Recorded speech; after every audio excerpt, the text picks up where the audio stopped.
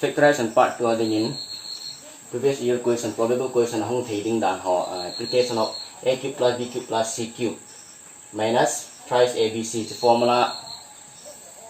class masai na board pa hit the formula mang sa adang kat factorize boarding dan ho anavele expressed in the form of a cube plus b cube plus c cube minus thrice abc, and hence factorize x6 plus 8x cube plus 27. Hichi say hit behind there. Hichi x6 plus 8x cube plus 27 here. X6 plus 8x cube plus 27 here. A cube plus b cube plus c cube minus thrice abc. Hichi form ako express na boarding here. A cube muna din nga chuchi x square cube plus b cube. B cube hong po na din ahin. To ahin. B cube po na din nga 8x cube pa hipot heloy ta aja achu. Hichi 9x cube minus x cube tin strip bolew han. Si 27 here 3 cube. And next step achu 8x square cube plus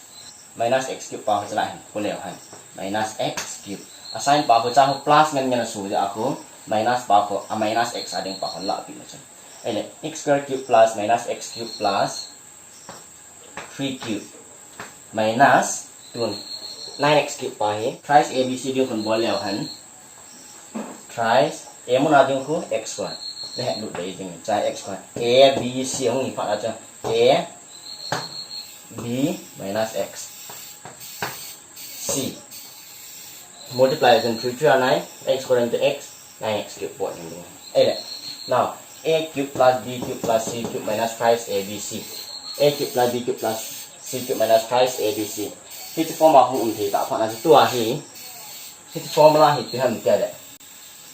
class mà sang lại bằng vào a cube plus b cube plus c cube minus thrice abc to a plus b plus c whole a square plus b square plus c square minus ab minus bc minus ca. The formula for apply leo han chi n lao tin chi bin lao tin chi sin na leo han. A cube plus b cube plus c cube minus thrice a b c hong yin yin. The formula has been pe leo han tun chi be leo. A plus b plus c whole a plus b plus c whole a square plus b square plus c square a square plus b square plus c square muna ding ding action 3 square a square plus b square plus c square minus ab minus bc minus ca a to x square ab minus b muna ding to minus x hin b c minus c muna ding to 3 hin ca a muna ding to x square hin tun x square plus minus minus x plus 3 x square plus minus bracket hong minus x plus 3 x square square to x4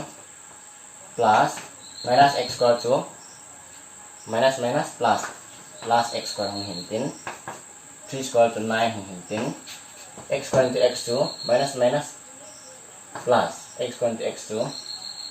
x cube minus minus plus 3x minus 3x square. Tun x square minus x plus 3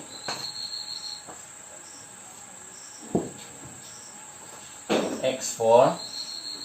descending order standard form in x4 x cube x square x4 plus x cube sa x square mean x square niyo pa x square minus 3x square to minus 2x square minus 2x square plus 3x plus 9 x square minus x plus 3 x4 x cube x square minus 3x square to minus 2x square plus 3x plus 9. See standard form. This question here, previous year question here, past question here, in 3 marks sa hong here. Akit yung nang hiti form, hiti question pa ha chung chung hong kitang 3 marks sa hong kitang kit here, aso kahin bon hình tin abana di min past question mama factorize 2b square c square plus twice c square a square plus twice a square b square minus a4 minus b4 minus c4 kichi hi ama sepena he sao formula a plus b plus c whole square concept hi ahi ene kichi concept a formula hi a plus b plus c whole square a square plus b square plus c square plus twice ab plus twice bc plus twice ca kichi hi he so diu kata sina abana anu ya formula kan ji pen he na he kim ni ding wa short kan akan direct akan ji ling chi a minus b minus c whole square hi a minus hi cha hi plus ke la ko a plus minus b plus minus c ti hun ji bên là a plus b plus c whole square cha hi hi formula chu ji ha liao chen hi chi na mo ni ai le chi a plus b plus c whole square thế nào minus b hết được minus c hết được là chứ negative sign pa ko minus pa ko b ading hen lang negative sign pa ko c ading hen lang chân thì bracket hon ha pha de a minus b minus c whole bộ thâu thâu này chứ formula ko na ko la do thâu thâu chứ a chu cái formula mang cha hen bon le hai a minus b minus c whole square chu a square plus b square plus c square minus twice ab plus twice bc minus twice ca cái cha cô nào này hết điều vào cái đề sắp phải chụp hình cái này cha hình negative sign ab nan pun negative sign 2ca to ông hiểm bc hết positive sign anh sign pa hong chụp bằng lối giờ cha hình nó đặt đỉnh cái hình b square c square bc muốn nào khu cái chụp ảnh split đỉnh ấy lệ tun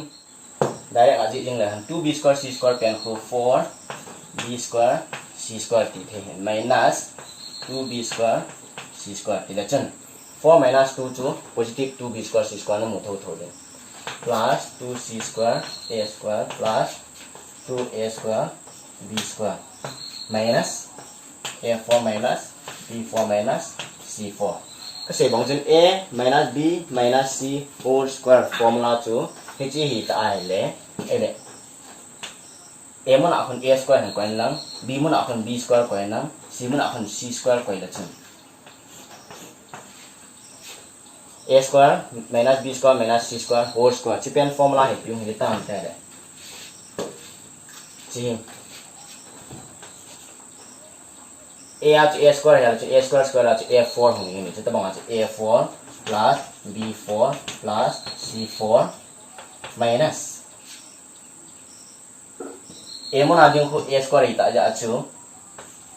square happy le ding square happy la chen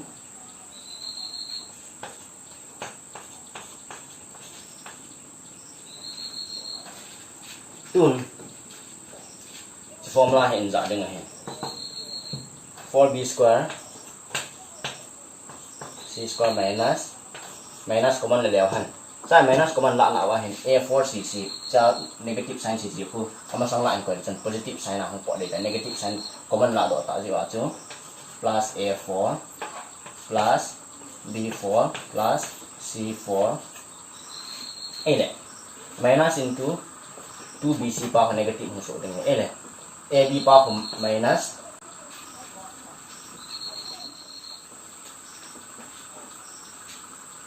ab a chen 2 a square b square plus minus 2b square c square point na 2b square c square minus abana aba chu c square a square positive sign point na chu minus 2 c square a square kasi bang chen a square minus b square minus c square to a4 plus b4 plus c4 minus twice a chi square pa ko a na la ying din a b plus twice b c plus and minus twice c a is pen pa chi ying din abana 4b square c square pen chu common na do de han 2bc whole square 2 square 4 hong ding itai minus chi a square square b square square c square square ti na i thâu thâu chứ cái form trên gã dị thâu thâu đình lèo hắn a square square plus b square square plus c square square minus so sẽ được mặc định gã dị ot twice b square c square minus twice c square a square ai le to hi iza ka se banga cha formula ka se pen pa it's by derive ka bon ma sa ni a square minus b square minus c square so a4 plus b4 plus c4 minus twice a square b square plus twice b square c square minus twice c square a square ngai ta it's pen pa yang hai ding chỉ áp direct ạ chừng chữ formula chỉ apply dừng lèo chừng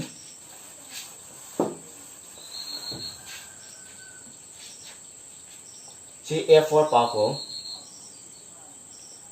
a square square ra kan split pen ko split lo ang board he en la neo ka ki chi jat ding ta chừng kan board thu he ele 2bc square minus chỉ cái formula tiểu ta a minus b minus c whole square formula cho hen là hết ra a muốn ading cho a square ya ko square ko tin lang square square ai nè tun bracket là chân 2bc square minus a square minus b square minus c square hết cái formula hi giờ cái gì bằng chân hết cái c split là chân cái formula hay pot này chứ a square pa ko n lan lang b square lang ko b lan lang c square lang ko square ko silent square pen ko jang lo chi x in la le chune yeng x y z x y z la tia le x plus minus y plus minus z ti ta bang bang to thoi x plus y plus z whole square chi pa to split le chune yeng a chi ti le tun cha ko na chi hong po dam chi he them ta bin 2bc square minus a square minus b square minus c square cha han bracket la chen chi one term hen chi si term ka he ki chi y ti la chen x square minus y square formula chu x square minus y square chu x plus y whole x minus y whole ki a chi ti la chen x square minus y square formula chu x chu 2bc x plus y whole y chi si ko a square b square c square to c is equal to chân ai le next x minus y whole x mana cho twice bc ding minus negative sign hong po tan negative sign pa hi chi a hi this is ga rak ki tin ai le a plus b whole a minus b whole b mun ading si ko vela chen chi negative an po hin chi negative ja hi chi negative pa positive ng so ding ai ta ele a plus b whole a minus b whole ading a chen minus a square plus b square plus c square hang po ding ai ta a plus b whole a minus b whole thì si he bia hong ding ki de tun cha bele 2bc hong ji a cho twice bc ji a cho bc te ni na bet pi ding so ta la chen cha hin 2bc mo na chen a square minus common la de han minus common la a le b square plus c square hong po ding ele 2bc po de na minus positive sign po minus plus 2bc pilihan kasi si group kan akan split ni epis a kita ni group untuk twice bc mo ya so b square plus c square minus twice bc formula po ti next sa chila jong b square plus c square plus twice bc kasi si group kit lahan a square chana akong kai kit lahan now a square minus 2 b square plus c square minus twice bc to b minus c whole square tidak han ele si first bracket pa second bracket ko na nalute tun bracket la chan a square minus hin b square plus c square minus twice bc to b minus c whole square a square plus b square minus twice ab to thakha x square plus y square minus twice xy to x plus x minus y whole square formula ya to b minus c whole square ai chi pa jang positive sign yan hala x square plus y square plus twice xy to x plus y whole square hala b square plus c square plus twice bc form ya to b plus c whole square minus a square. Pilihan. Last option. Tuan. Sa lagi lah cun c x là nang c y lagi lah cun c x là nang c y lagi lah cun. C a square minus b square x square minus y square formula apply again apply kit lah. A plus b whole a plus b minus c whole hong 19 a minus b plus c whole hong 19 abana b square c square b square plus c square a x square minus y square cancel b plus c plus a whole b plus c minus a whole siang po ding ele next I arrange boleh and answer tu mungkin kita abana ading lalu celah abak sisi celah acung dengan hanji leng tuan a plus b minus c whole positive sign apa nanti b plus c plus a tu a plus b plus c yung hintin ele abana a plus b minus c yung hintin abana a minus b plus c yung hintin abana China b plus c minus a. Question previous year question hin abi lang expected hin aji so factorization question tam point exercise 3.1 bawa hin exercise sang aku example lagi ti ho factorize ho sisi ko poi mo hin chip concept aku exercise aki bol ji ya aja asang pia pass question le ji kain bol ho sisi abi ala lockdown sung ham part ni sung sisi ana na bol jeng ba factorization question aku na any question dang na miss ta lo dia kain ting okay kita jom